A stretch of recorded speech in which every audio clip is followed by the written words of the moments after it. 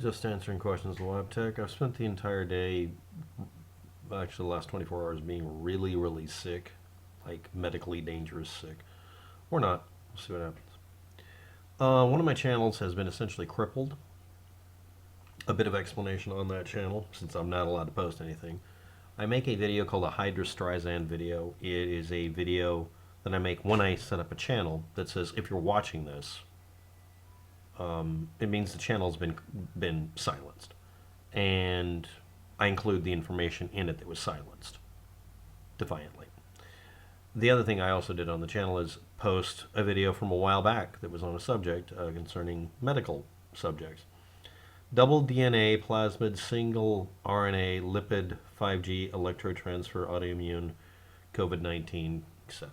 So, now what it's about isn't relevant because it isn't relevant to the people who are watching the video. But let's, I mean, the ones I'm going to talk about. So let's hear what they have to say. I'm really exhausted. And see what they have as an opinion. We will soon see the outcome of this global medical trial. This is more of a practical trial. We have already seen some effects. The main thing that's done before any medication is available is to make sure that it's not lethal, number one. Number two, that it has efficacy. It actually does what you need it to do. And that if it has any negative side effects, any side effects, good or bad, it doesn't matter, that we're aware of them. And that's already been done.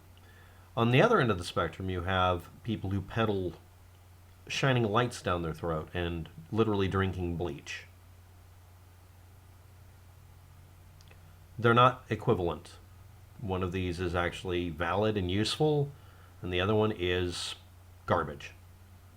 That's the end of the discussion as far as I'm concerned. If you have further information on why you feel this is more of a medical trial than anything else, I'll be happy to hear it. But please understand that we're dealing with COVID-19. It's not seasonal. It is transferring as easily as a head cold, bare minimum, probably much more. And it is potentially lethal. And again, the thing that was censored on my YouTube video that was torn down on the channel, which this video is going to be on a different channel, obviously, is that it has, in the beginning, a 3% death rate or higher. Now it's at 2%. These are facts. It doesn't matter if they're liked or if people think that it has a bad consequence for you to quote the raw death rate.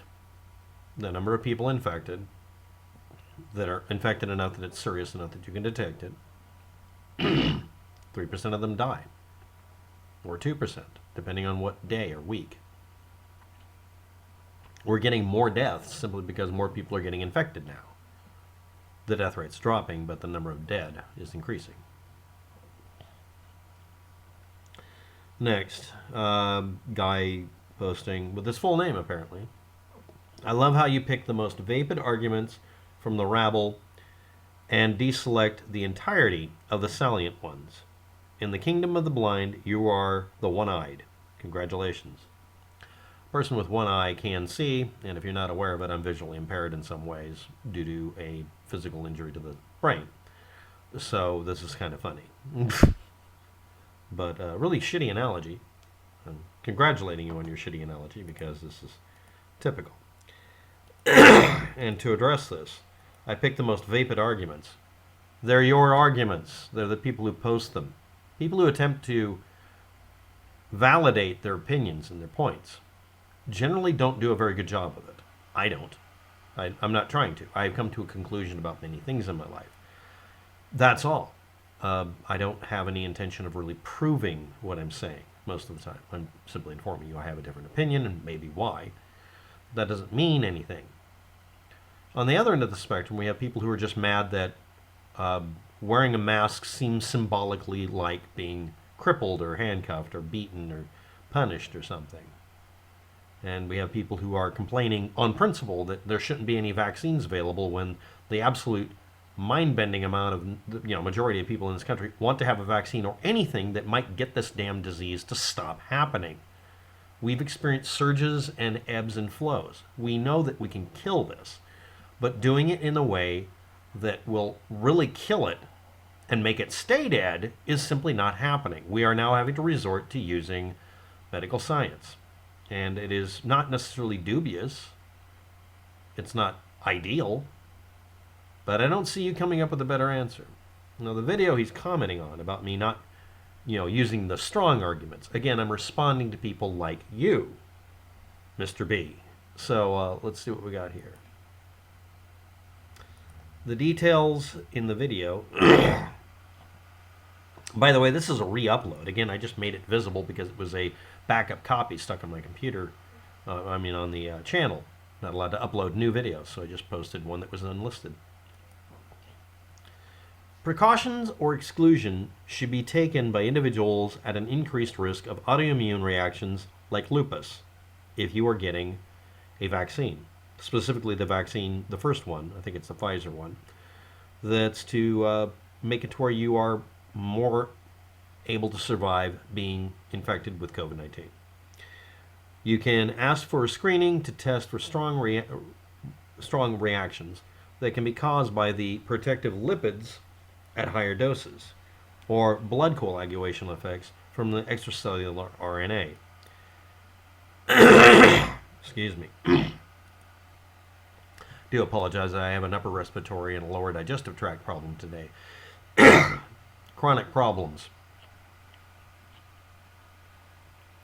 Using messenger RNA, messenger ribonucleic acid, was only considered a theoretical or experimental candidate for use in humans before 2020. But after COVID-19, we pulled out all the stops and found out that it could be used. This may be a fluke, or we may have stumbled on, from desperation, an ability we didn't know we had.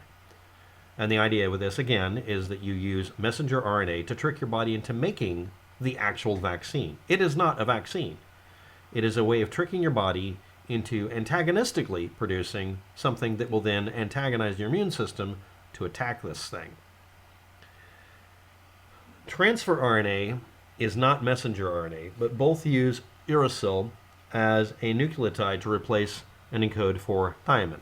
I learned this in actually grade school biology and science.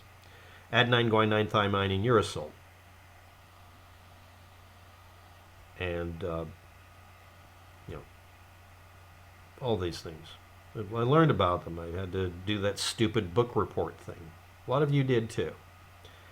The video is primarily about the fact that using something that would be only affecting the messenger RNA and outside of the nucleus is safer. The idea is that it tricks your body into making something that would amount to making your own vaccine. It's something you shouldn't ignore. The fact that it isn't you're taking the vaccine and you're taking the sign of the damned or whatever. These are the arguments that are used only when it comes to discussing safety of vaccines. The number of the beast and that sort of crap. So someone criticizing me for addressing, for the umpteenth fucking time, the only arguments offered. That's kind of odd. So what is it you said again? The salient discussion, the salient points. Well, there are some. Vaccines carry risk. We know that. But anti-vaccinationists ignore the risks and make up hobgoblin bullshit stories about how all vaccines contain mercury or any other scare words. Anything other than facts. And I'm not supposed to go for the lowest common denominator of what is actually said by these people. Or other people who are just mad because Trump looked bad because he unfortunately walked headfirst into this chopper blade of a disease.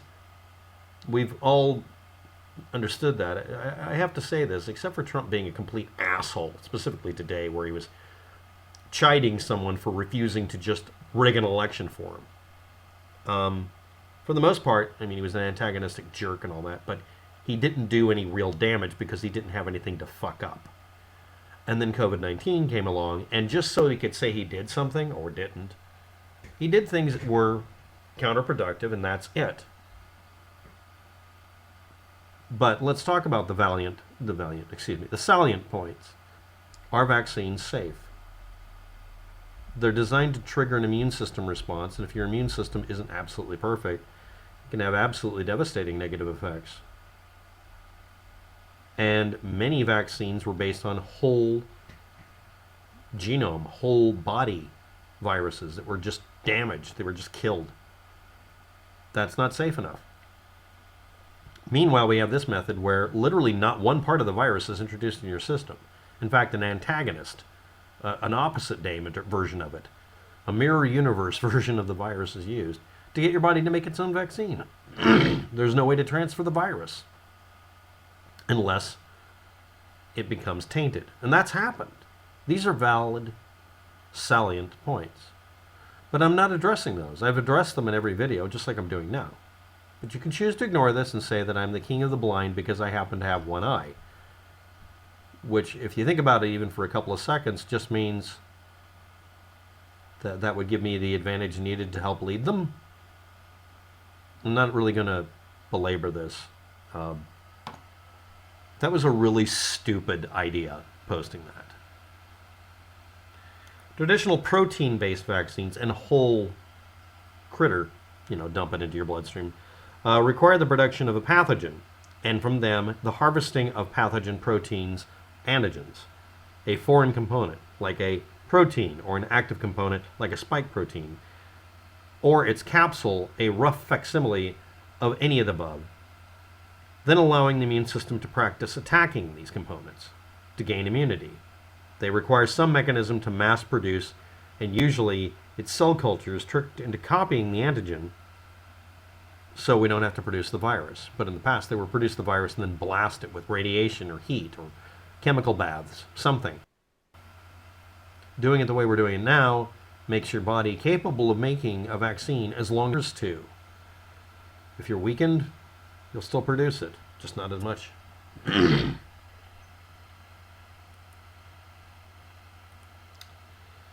Once inside the human being, a RNA or mRNA, messenger ribonucleic acid vaccine, instructions are ignored due to lipid coating, which can cause problems, etc. So my question to you, if you actually watch this video, which I'm sure you won't, but I'll put a link to you because I can at least communicate with people in the comment section. Are you going to address any of this, or is it just a drive-by stupidity thing? Now, I could open up your channel, try to find out what kind of person you are. I don't think that's a good way to figure it out. But then again, I am right-clicking your channel name and seeing if anything pops up.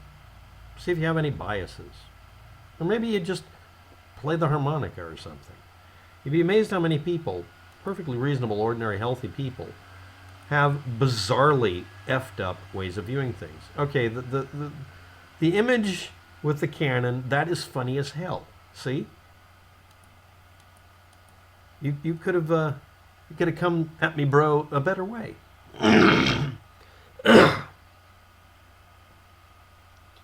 You take care of kitties and make them happy. And Tucker Carlson admits he's a shit-hit-the-fan prepper. Certainly hope he is. Hope you are too. We all should be. Because it did. Next one. I don't trust you. You have less references. Don't badmouth your opposition. You research too before you oppose. And this is on me talking about someone lying about history and creating a mythology instead of a history for the Philippines. I don't know how to address that. You prefer mythology? Okay. But it's not real. And someone demanding that they never be criticized by anybody. And then showing their true colors by being really, really nasty people about it. I'm allowed to point that out. You can decide that that's not a very good way to critique people, and it isn't a good way to critique people. I agree with you. But I'm not going to ignore the person being a monster who takes from the people of the Philippines and gives nothing back. I have a little more respect for the entire region, partially responsible for our modern world and maintaining it. Sort of a backup item sometimes. But you can have your opinion and I can have mine. Thanks for watching. Have a good day. Good luck with that, and thanks for putting up with me.